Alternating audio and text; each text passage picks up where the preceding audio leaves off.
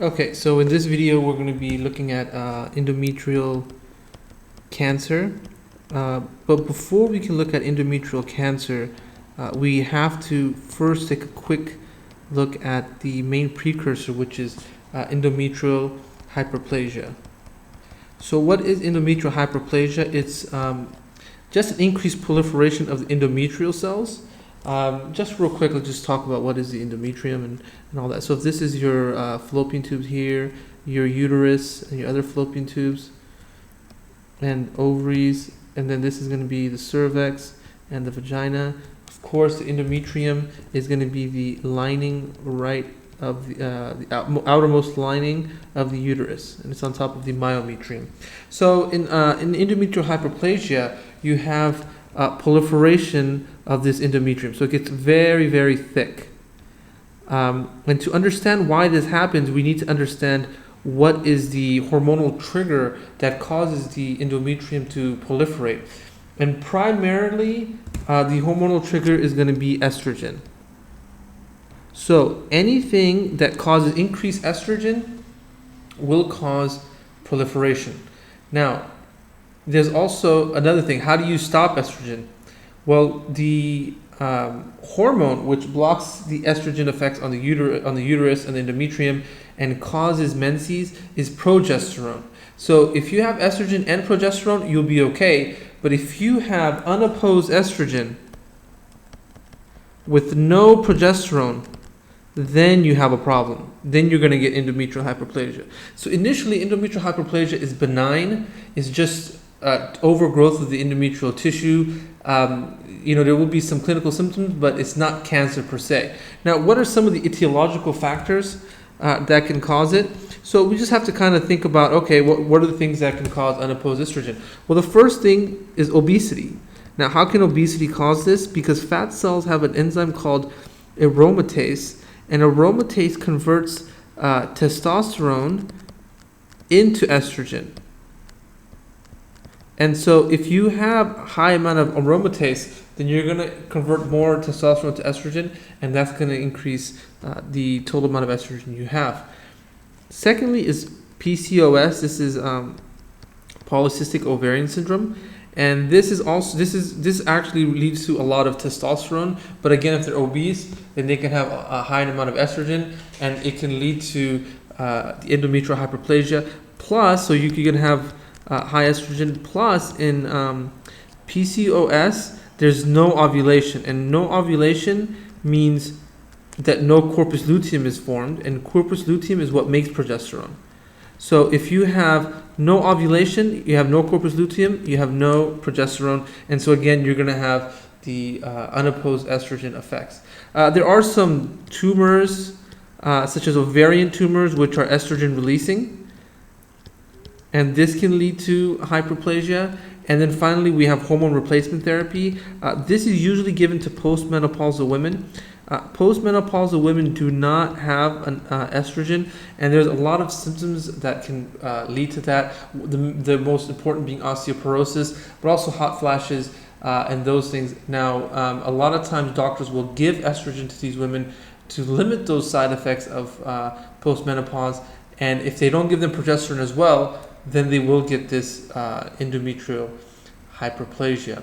Now, so these are your 4 different types. Now, not all endometrial hyperplasias will become cancers. There are certain histological types that are more likely to become cancers than others. So let's take a look at the histological types.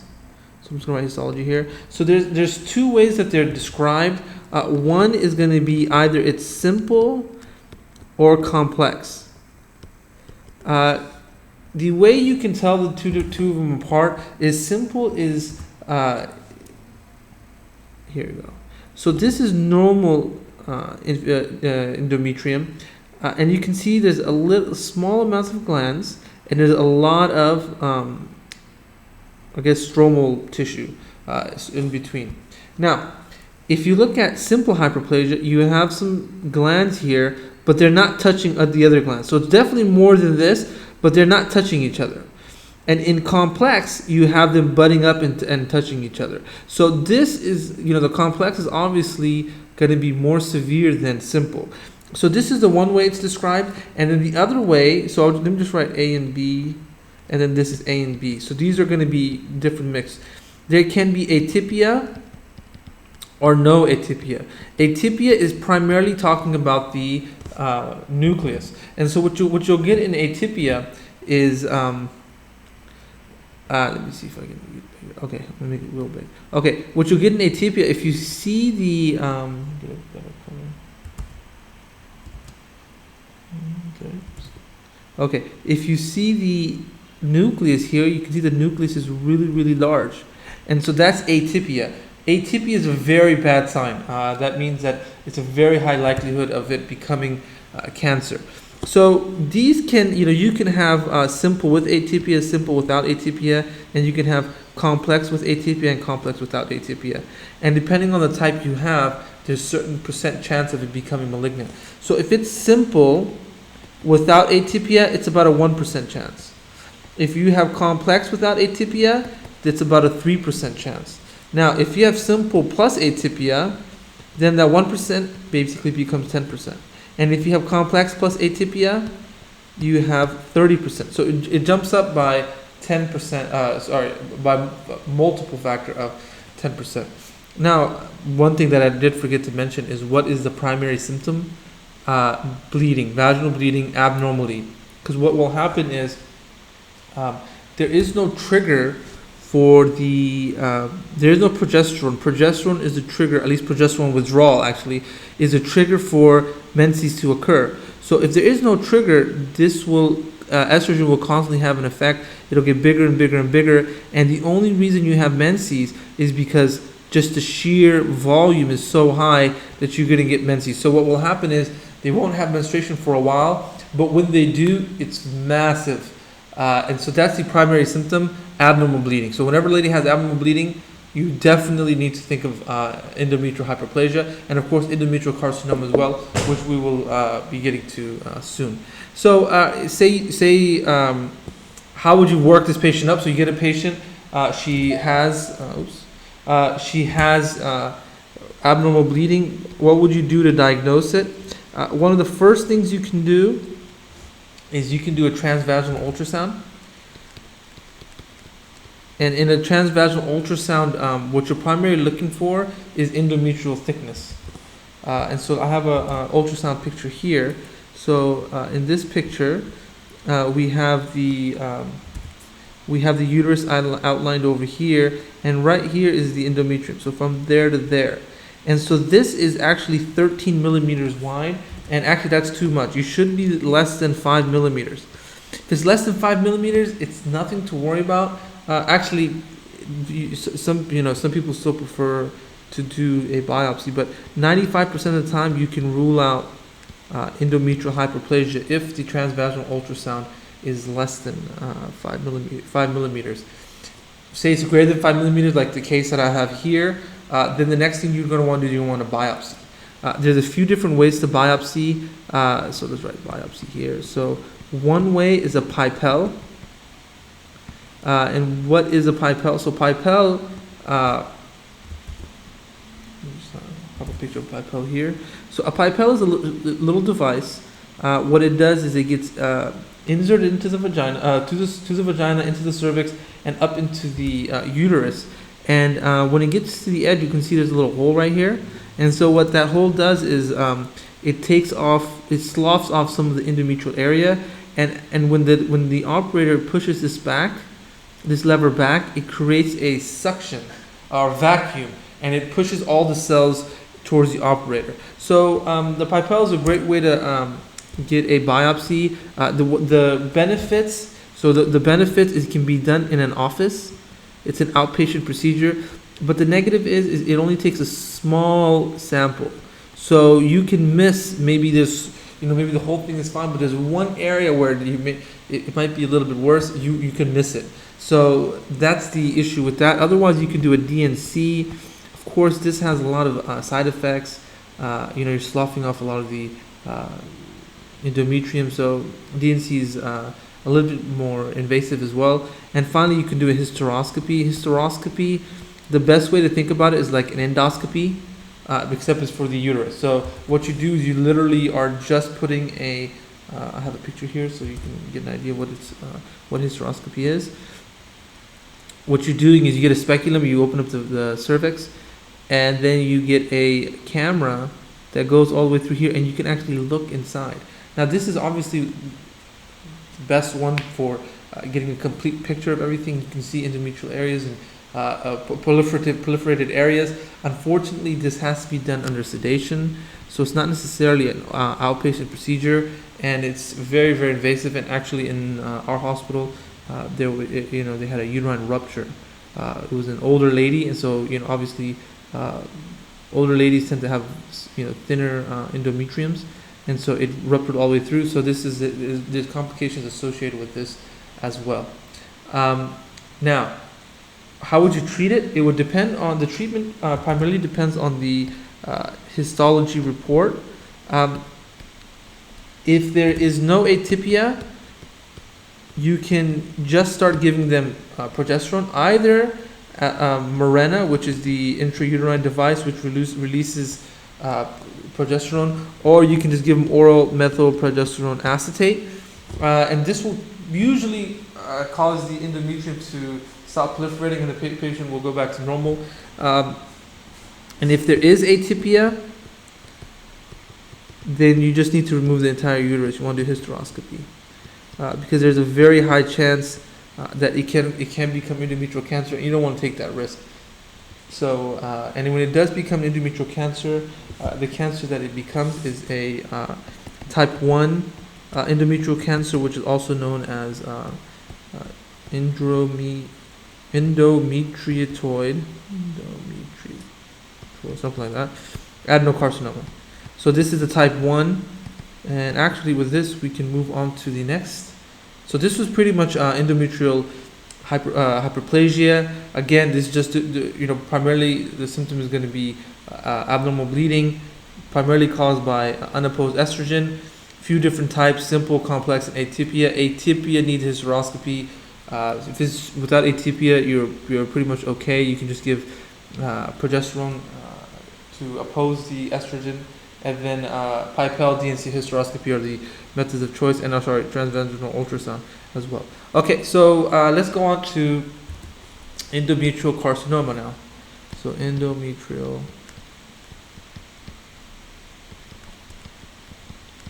carcinoma. So just a little bit of background factors. This is the 4th most common cause of cancer in women, and it's the most common gynecological cancer. The average age is going to be 60 years old. So these are generally postmenopausal patients.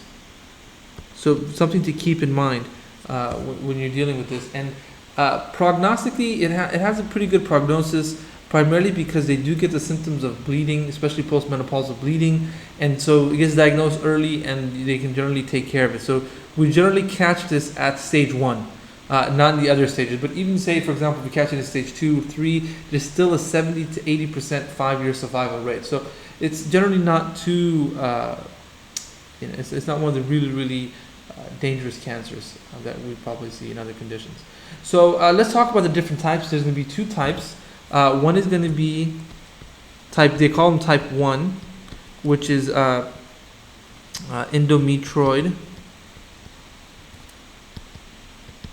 adenocarcinoma, and this is going to be carcinoma, something like that. And then this is going to be due to estrogen, and it's generally going to be after someone has endometrial hyperplasia for a while that wasn't treated. Now the second type is type 2. This is a clear cell or serous carcinoma. So this is basically known based on the histological the histology, the basic histology. In this one, there is no precursor. So this is not estrogen dependent. There is no precursor, and it gets diagnosed a little bit late. It's more aggressive. It's harder to treat. So this is definitely much more serious than type 1, and it comes in later. It comes in later in life, like in the 70s to 80s. So type 1 is going to be more around the 60s. Type 2 is going to be your 70s to 80s. And endometrioid is generally going to be less aggressive, and so this has a higher better prognosis than type 2.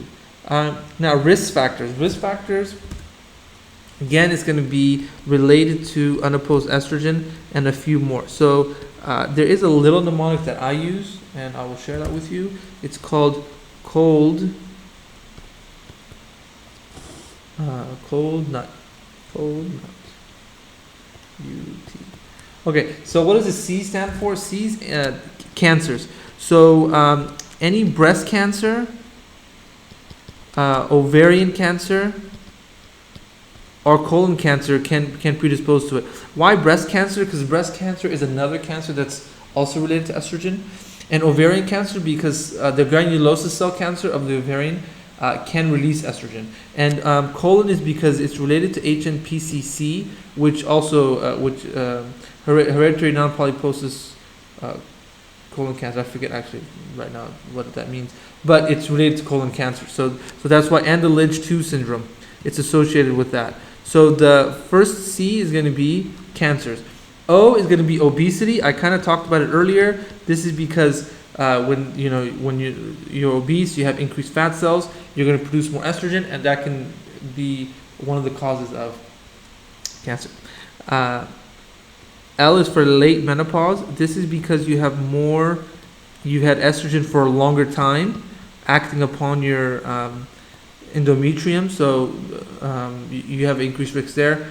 D is for diabetes mellitus and hypertension. Not sure why that causes it, but in general, diabetes can cause literally anything, and hypertension as well, so I guess we'll just leave it to that. N is for nulliparity. Now, the reason why nulliparity has an increased risk is because during pregnancy, during pregnancy, you don't have your regular cycles. So if you're nulliparous, you've had actually more cycles than someone who's actually been pregnant a few times. So someone with 5 kids obviously missed out on 5 years of cycles, or just about 5 years, a little less than 5 years, whereas someone with nulliparous had those extra cycles. So in other words, you can think of it as the more estrogen cycles you have, the more the risk of endometrial cancer. Okay, U is going to be unopposed estrogen. Of course, we talked about that earlier with regards to endometrial hyperplasia. So unopposed estrogen, this can be due to anovulation. Anovulation, which is dysfunctional uterine bleeding, hormone replacement therapy, which we talked about just earlier with postmenopausal women, and PCOS. We also talked about that endometrial hyperplasia as well. And finally, it's going to be chronic use of tamoxifen. Now, interestingly enough, it has been shown that patients who take combined oral contraceptives, this is when you give them estrogen and progesterone, patients who've taken this for 1 year, it protects them, it decreases the risk by 30 to 50% of endometrial cancer for up to 10 to 20 years. So this is an interesting fact. I was reading that in Williams Gynecology, actually. So that is the risk factors. Next, let's talk about the clinical symptoms. Again, just like with endometrial hyperplasia, the main clinical symptom is abnormal uterine bleeding, at least in type 1. In type 1, it's going to be postmenopausal bleeding. And there's a maxim which says any postmenopausal woman who has bleeding, it's endometrial cancer until it's ruled out. Now, is this the most common cause? No, the most common cause of postmenopausal bleeding is actually atrophy. However, this is the most serious cause, and so you must need to rule out bleeding if you get a postmenopausal woman. Type 2, not always bleeding. There might be bleeding, but not necessarily. These symptoms are more like ovarian cancer, where you get some bloating. You might get some bowel dysfunction as the uterus presses on it, and you might also get some pelvic pressure. And this is why this tends to be diagnosed later, because these symptoms are much more vague. Something you might not see a doctor for right away. You might try to change your diet real quick or something to do it. Okay, so that's a clinical, so that's pretty straightforward. Next, we're going to talk about staging. How do you stage the cancer? So before we get to staging, we need to kind of discuss the spread. The first thing is going to be direct extension. So it can, it just kind of goes directly into the lying area. So first it'll invade the myometrium, and then from there it's going to get into the serosa, of the uterus, and then from there it can go into the bladder and large bowel. So that's one way that it can spread through just invasion. Otherwise, it can go down into the cervix and eventually to the vagina, or it can go up into the fallopian tubes. So that's another way as well. The other one you have is going to be lymphatic spread. It does spread out lymphatically, and this is going to go into the pelvic and the para-aortic lymph nodes. So what this means is when you want to stage, you have to look at those lymph nodes. You got to go all the way to the para-aortic area and the pelvic area. You got to look at all those lymph nodes in order to stage it correctly, which we'll get to in a little bit. Third is going to be transtubal. This just means it goes out through the fallopian tube retrograde, through the fallopian tube. Let's say through fallopian tube, and when it goes to the fallopian tube, it drops right into the peritoneum. So this is why when someone's diagnosed with cancer and you want to endometrial cancer and you want to stage it, you need to do what's called a pelvic washing, where you put water into the peritoneal cavity, and then you suck out all the water and see if there's any cancerous cells, and that's going to influence the staging. And then finally, you can have hematogenous spread, and this is going to be the most common spots for some reason is the liver and the lung. So this is kind of random, but probably some reason for it. No one's figured it out why. So these are the way it spreads. Now let's talk about the staging. We have 4 stages. Stage 1 is when it's somewhere in the uterus. All right. Stage 2 is when it's goes down into the cervix only. And stage 3 is when it goes into structures adjacent to uterus. And stage 4 is just beyond the pelvic cavity. This is where you have the distant metastasis. So stage 1 is broken down into further sections. So A, if it's just confined to the endometrium, that's a great, that's probably the one you want to have. B is if it's less than 50% of the myometrium. And C is if it's greater than 50% of the myometrium. So that's in 1. So now if it goes out into the cervix, there's 2 stages here. If it's just in the cervical area, that's stage 1. But if it goes into the stromal area, then that's going to be stage 2. So A and B, 2A and 2B. Stage 3, this is going to be A if it's in the adnexa. B if it's in the vagina, and then C is if it's in the pelvic and para-aortic lymph nodes. So this is why again we want to, if we do a hysterectomy or try to get a biopsy, you want to take a quick look at that so we can rule out stage 3. And then finally, stage 4. This is okay. I don't know why we put pelvic. It's just further than the pelvis, or I guess in the uterus. So it actually can go into the pelvis. So bladder, rectum, and distant metastasis. So again, we need to look at the bladder and rectum before we can stage. So what kind of investigation would you do? Just write it over here. Investigations are pretty much similar to endometrial hyperplasia. Not too much more different. You would want to start with a transvaginal ultrasound. Again, if it's less than 5 millimeters. There is debate about whether or not this can rule it out. So you might still have to do a biopsy even if it's less than 5 millimeters. But if it's greater than 5 millimeters, then definitely you want to do a biopsy as well. And the biopsy will help you figure out whether it's hyperplasia or cancer. So again, biopsy, you're going to want to use the Pipel, DNC, and hysteroscopy, so this, if you notice, is the same as endometrial hyperplasia. So anytime you feel anything is wrong with endometrium, this is what you'll be doing. However, once you do determine that this is cancer, what would be the treatments that you'd want to do? You're going to want to perform surgery immediately. At the minimum, you're going to want to do a hysterectomy, but you probably want to remove the fallopian tubes and the ovaries as well, and that's called a bilateral salpingo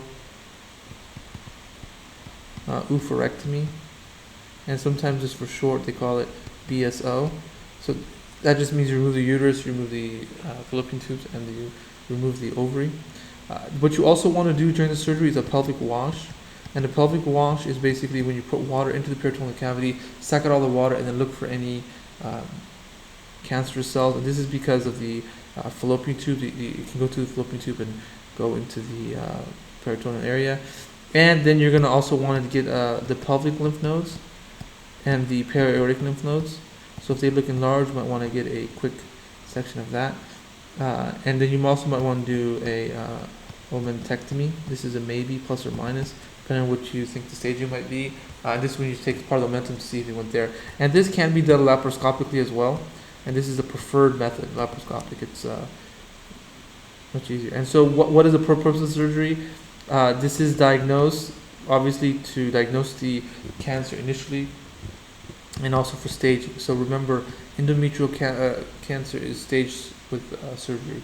Now, once you have the staging, obviously hysterectomy would be able to stage and treat it. But if the staging is poor or there's metastasis, you might want to add chemo therapy afterwards. So it does kind of direct what the treatment will be afterwards. And if you have like recurrences as well, you might want to do chemo. If you have local recurrence, you might want to even do radiotherapy.